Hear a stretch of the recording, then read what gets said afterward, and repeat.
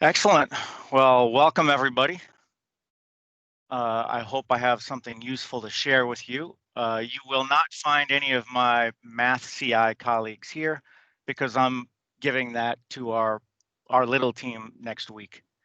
If you're a CI, you've probably already figured out some of this because you've had to deal with students who don't do well on exams. If you're a PM, you might have thrown this together from your prior life or talked with students and built it up, built something like this up yourself. I don't think anything in this system is unique, but I do have a little advantage in that when I started uh, a career in academia, I was doing mathematics. And then I realized after way too many years, oh man, I don't want to do research mathematics. I love teaching. So I switched over to a doctorate in education, and I was lucky enough to land a job in a college learning center. And I was lucky enough to be given the job of math study skills instructor.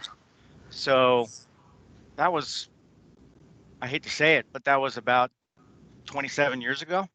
So I've always been really interested in the scholarship of practice around how do we get students to do better, on everything, but particularly tests, because that's often a part of mathematics, science, um, even the social sciences and humanities sometimes go for tests. So what I've done over the years is refine it and refine it and refine it. And what I want to do here is share it with you. So I'm just going to give you an orientation to it today. And it all starts with the word triage. Triage as a verb, triage as assigning degrees of urgency to something. This is called the triage test taking system. But triage comes from medicine, actually. I think it came into general use during World War I.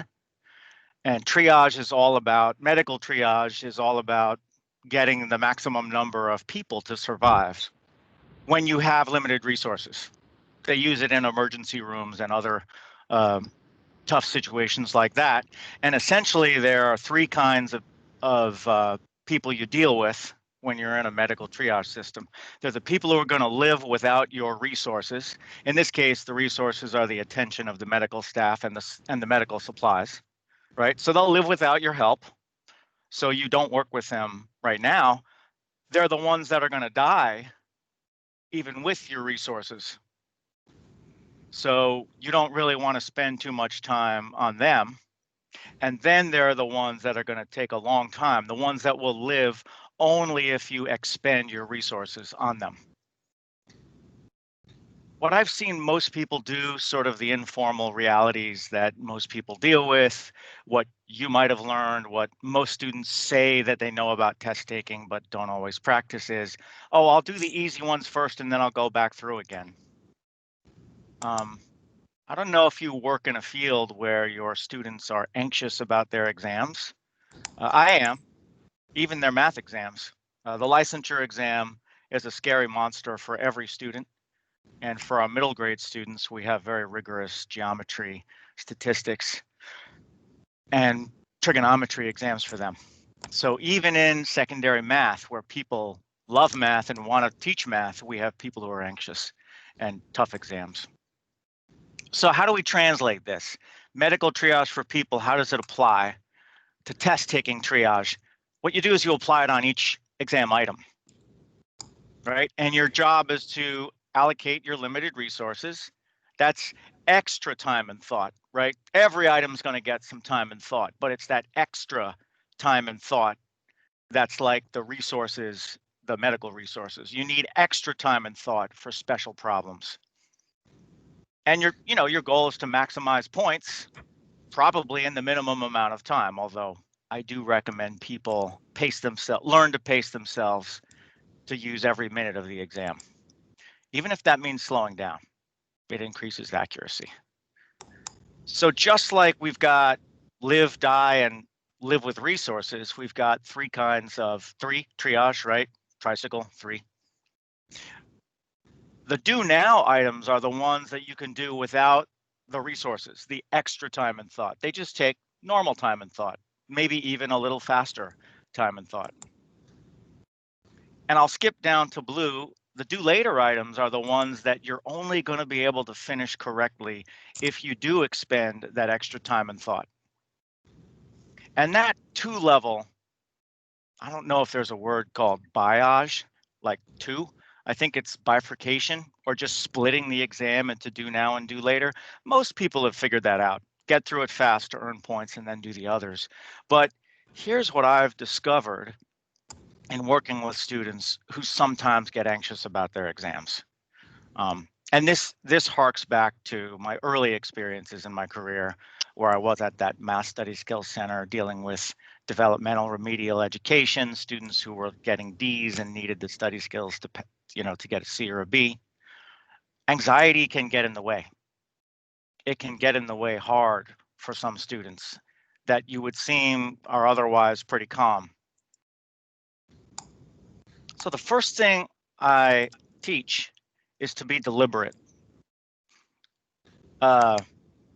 Thrice reading items, right? Triage, do now, do later, do never, and thrice reading. So when I'm talking with students, I work in the threes, right? The magic number of threes. So not only are there 3 kinds of items to do, but you're going to read every item 3 times.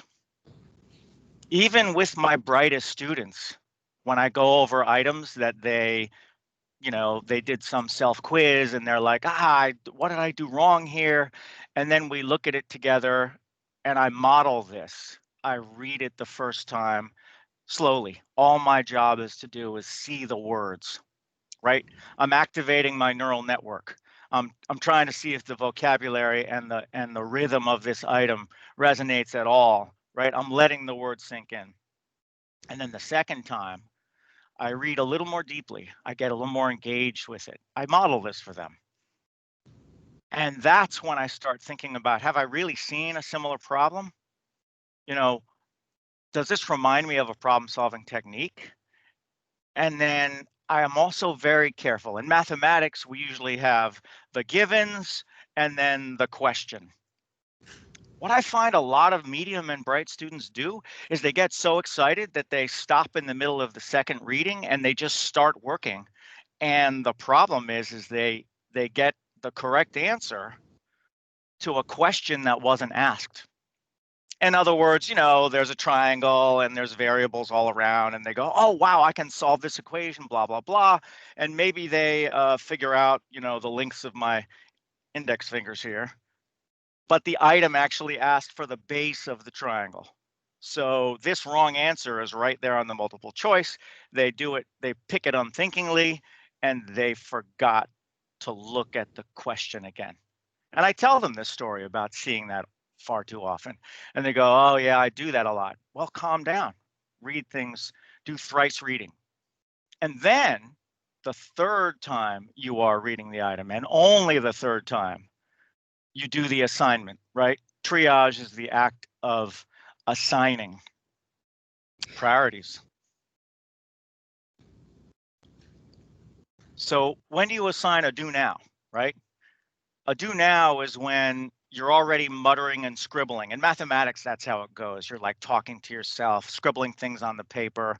Maybe in science, you're visualizing the periodic table, or you're seeing diagrams, or you're making mental connections. In other content areas, maybe you're reviewing everything you know about, oh, that's revolutionary stuff. So let me think about that, right? You're sort of honing in on it, and you will get a good feel for whether you can do it now and do it right. If you don't have that kind of good feel, then you got to go back to the drawing board and do more practice items. But most of the time, many of the items will feel comfortable. And you're already in math, at least, you'll already be solving them by the third time you're reading it. That's the kind that you just keep going. You just keep going because you know what? You want to maximize the points per minute. You want to maximize your confidence, your calmness, your enjoyment. And you want to minimize your stress and anxiety and doubt, right? You only want to experience these good green do now items the first time through. and you skip everything else. You just skip it, right? Your job is to do the easy, pleasant problems, maximize your points, and skip everything else. The do never items are the important category. This is very important for the kind of people who sometimes spiral out of control, right? Some people, when they see a problem that it doesn't catch those first 2 or 3 readings, they start getting mad. It's not fair that's on the exam. They didn't tell me to learn that. Or they get anxious like, oh my gosh, without this one, I'm never going to be able to pass the exam. Or they get down on themselves like, oh, I'm stupid, I can't do that, right? All kinds of negative self-talk can bubble up, even from our very mature adult students. Those kinds of anxieties can come up. And in fact, it's not that surprising that it might come up, because at least our undergraduates have only experienced failure, or mostly failure, in higher education. So as tough and cool and awesome as they are as grown adults learning, there's some sensitivity and vulnerability there. So what do? Just skip the item. You don't want one item to sabotage your ability to perform your very best on the whole rest of the exam. I just spoke last night with a student who missed his licensure exam by 1 point a month ago, took it a week ago, and scored 20 points lower. And I'm like, dude, what happened? And he's like, I did the first 5 problems, 4 problems, great, and the 5th item, I couldn't figure it out, and then I couldn't recover. And I'm like, oh no, I thought I told you about triage test taking. Actually, we'd never talked. I realized we'd never talked before he got that almost pass. And we spent about 45 minutes talking about the advantage of doing the easy ones and just skipping it, right? Most cut scores are in the 70s, at WGU at least, in my experience. Most licensure exams are down there also. So you really don't need all the items. And you know what? You can be sassy. You can build yourself up. You can say, you know what? Not only are you not going to sabotage my ability, I'm going to kick you into the corner. I don't need you. You're annoying. Go stand in the corner for not wanting to talk to me, for not wanting to be solved by me. A little bit of humor can go a long way. Now, assigning the due later is important, right? These are the important items, right? The do nows form that bottom foundation of a decent number of points. And the do laters, you just give up on, so you keep your cool. The do laters are the ones where you're going to pass the exam, but you literally do them later, right? The do later items are the ones that you're like, oh, thinking through this is going to be slow. I'm going to have to really ponder all my readings I did on Revolutionary War history. Or, I know how to balance that chemical equation, but I know I'm slow at it. So, everybody here has done long division. If you're a math or sciencey person, you know that you can always get long division right. It's just that you'll have to go really, really slow and triple check your work. If you're not in math and science, think of something else that you can do slowly and accurately, but it has to go slow. So the point is, and I really emphasize this to students, but I want to get the points now. I say, no. Why would you want to do this slow problem when you could get 3 easy problems done in the same amount of time and earn 3 times the amount of points? And they go, but I want the points. No, this is just coincidence that it happened right here in the exam. I wish we could have written the exam so all the easy ones for you were in the front, all the slow and hard ones were at the end, but we couldn't make the exam that way. Make it that the quick and easy ones are first, and make it that the more challenging ones are later. And I don't know if this is true in content areas that aren't deeply problem-solving based. So you'll have to adapt to your students' experiences, your program needs. There's a different kind of item in mathematics other than the quote long division, where it's like, Oh, I think I know how to do it. It has something to do with messing around with making it into a matrix, but I can't quite remember. You know, when everybody's got an uncle or a grandparent or even a parent who loves telling stories of days gone by, and you love listening, but once in a while, or far too often, they stop and they say, "Oh, what was the name of the wife of the dentist that we had back?" And then, they sit there and they struggle and they struggle. And it's like 5 minutes later, you've walked away after 2 or 3 minutes. There's nothing fun going on. You've lost the thread of the story. You know the right way to do things. The right way to do things is not worry about the dentist's wife's name. Just say, "I'll call her Mary." And then you continue with the story, you get the point across, and maybe something connects up in your head. Almost always something connects up in your head. And you go, "Oh, yeah, that wasn't Mary, that was Helen." And then you feel that satisfaction. Do the same thing here. Some items, at least in math, at least in problem solving courses, you almost know how to do them. And I warn my students about these. Don't fall to the temptation to do the mystery items, because you're just going to spin your wheels, and it's pretty likely you're going to get frustrated or disappointed or mad. It's almost like this could turn into a do never item and you could blow your cool. The most important thing is to keep your cool, keep your confidence, keep your cheerfulness, if you can muster that up during the exam.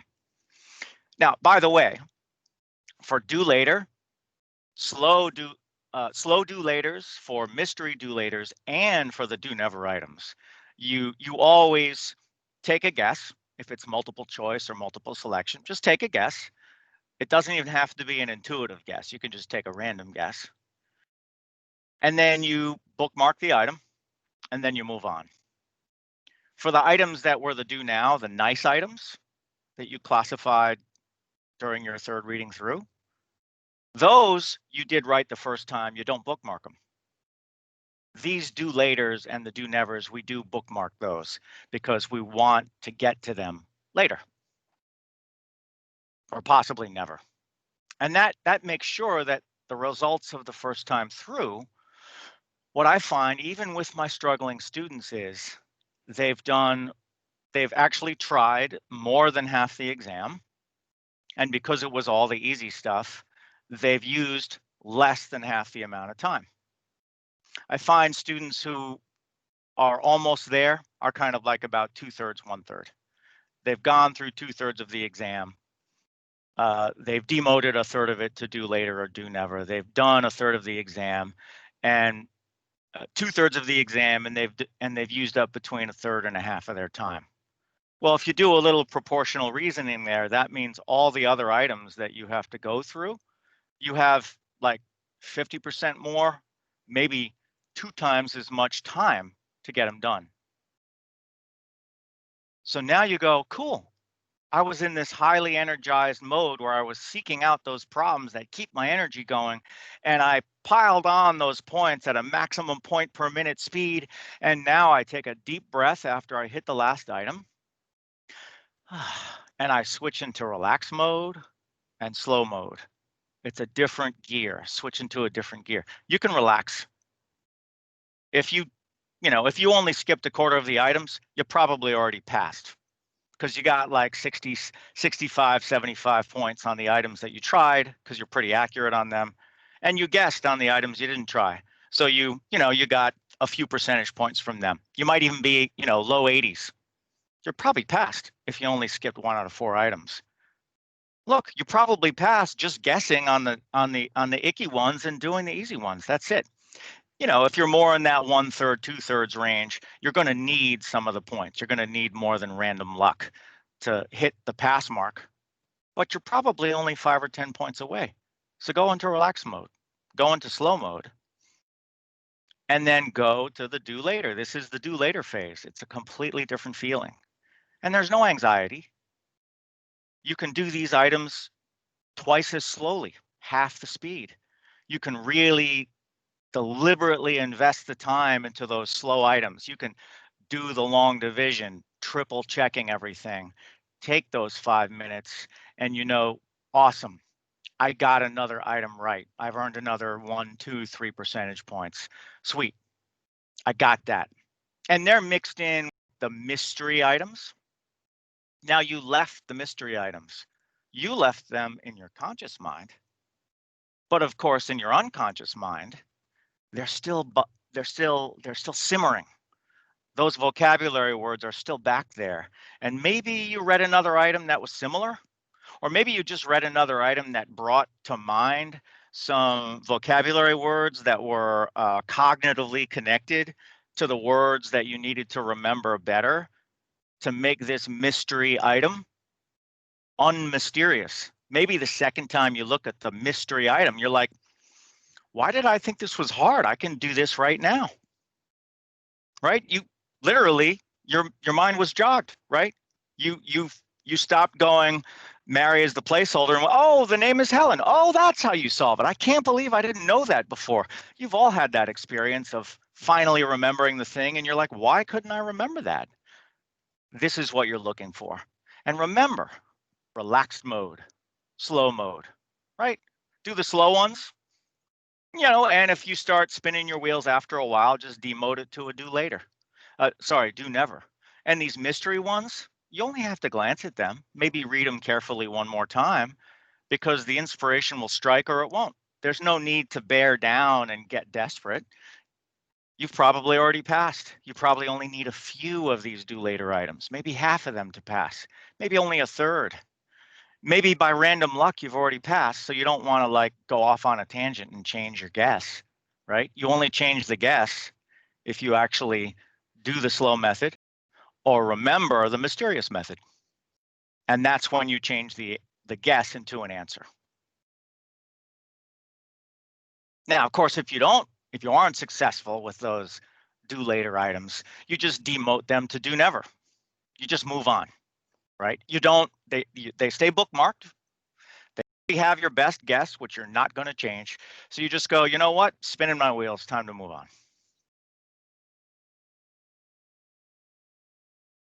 And what are the results of that second time through, right?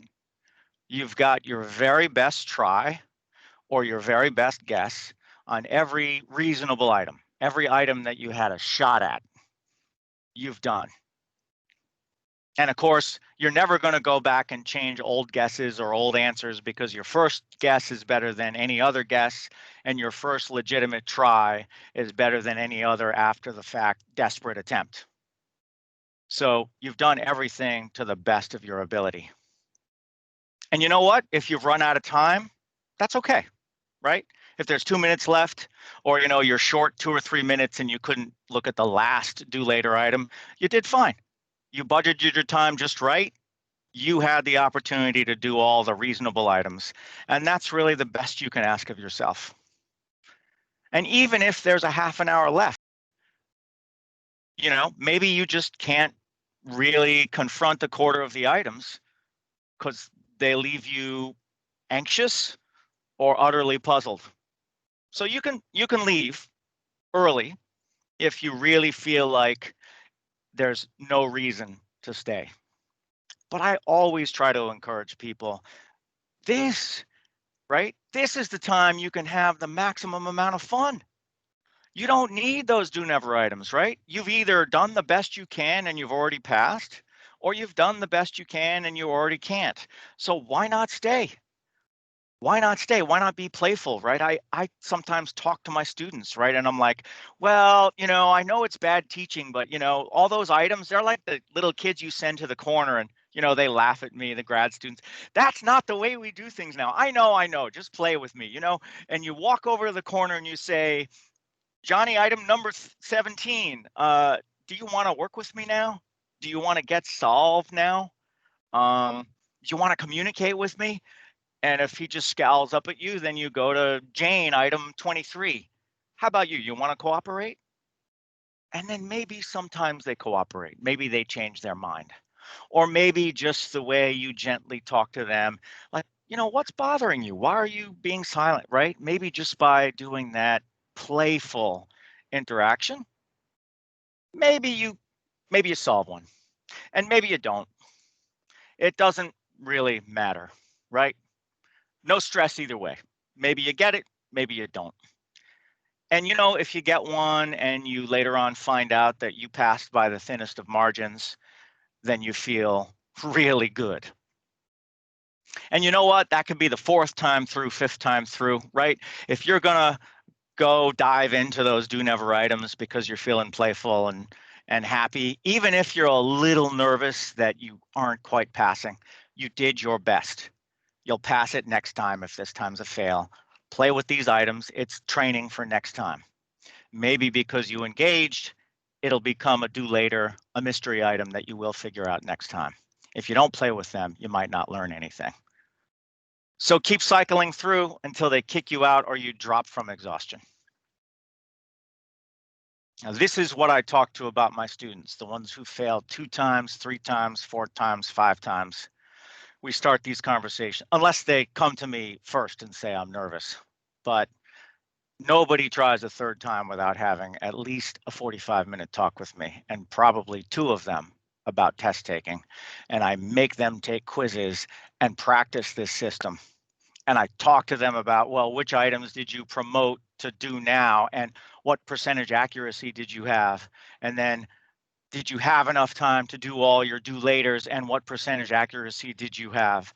And then we kind of look like, oh, you know what? You need to do your do nows a little slower to increase the accuracy. Or, you know what? Do the other way. You're far too accurate. But you're going too slow. Go a little faster, lose a little bit of accuracy. You will have enough time, right? So we adjust, we personalize, and we do it in the context of taking quiz after quiz after quiz. I've got a few minutes for questions, and I played a sneaky trick on you. This is a Google document that anyone in the world can find. So go to your WGU Google Drive and type in triage test taking, and you will find the full written out version of this. This is what I designed for students to analyze after I do the verbal talk. I will eventually, I have a video attached to the document now, and eventually I'm going to have a much cleaner, better video presentation. So I might not have to talk through it with every single student. But there's real value of the interplay, the back and forth, because the student will challenge, oh, but this is hard. Well, you know what?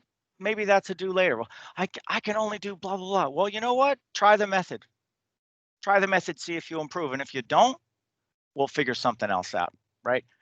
You might have to boot them over to the CI or get your CI to talk with me if your CI doesn't have a lot of experience on dealing with really hard cases. But I worked with a student internally who had failed the exam 5 times. And then she worked with me for about 3 weeks. And she passed and got a high score, got a high blue. And in our conversations, we did almost zero content and almost all strategizing about how to use this system. We blended some content, but it was really more about how do you manage your anxiety so that you can maximize your performance. Gideon, quick question. Yes. The rule for never go back and change your old guesses or answers, does that apply to all 3 problem types? Yes, because you're going to make your random or intuitive guess on the items that you don't know how to do, right? The items that you know how to do easily, you do first. You don't need to bookmark them, right? And then all the others are either do now, do later, or do never. So you just took a guess. Your first guess is always better than your second guess. The only time you would change a guess to a try is like, obviously, your slow do laters. You know how to do them. You just took a guess. You approximated. You're actually going to try and do work. So your first answer is better than your first guess. But you never try twice on anything, right? Because if you're trying and it peters out into nothing, don't push. Don't waste time. Move on. Don't waste time. You're going to get anxious. You're going to get angry. You're going to get scared. Just move on. You don't need that item desperately. Go find another item that you will know. And this is true even second, third, fourth time through. Inspiration might strike. Just move on. Awesome. Thanks, So, Gideon. you bet, Vanessa. I am officially out of time. I know this is a tight schedule. You know my name. Feel free to grab me, throw an appointment on my calendar, ask questions, whatever you want. Throw comments in that document, triage test taking. Please share it with your students.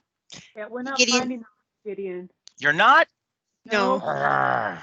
Maybe a sharing thing.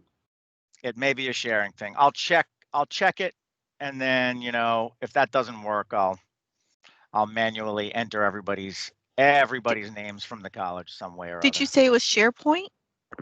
No, Google Doc. Gideon, you could probably put the link into this chat when the meeting. Oh yes, that's right. You'll still be attached to this room. That's Yep. what I'll do. Awesome. And please share it with your colleagues who didn't have a chance to show up. This is for public consumption. Thanks so much. This was great, Gideon. Thank you so much. I'm glad you enjoyed. I hope you enjoy your other sessions, and I hope you tell your friends to show up to session 3 when I do this again. I already put it in our team chat. Thank you for the Thanks. flattery. Bye. Bye-bye, everybody. Enjoy.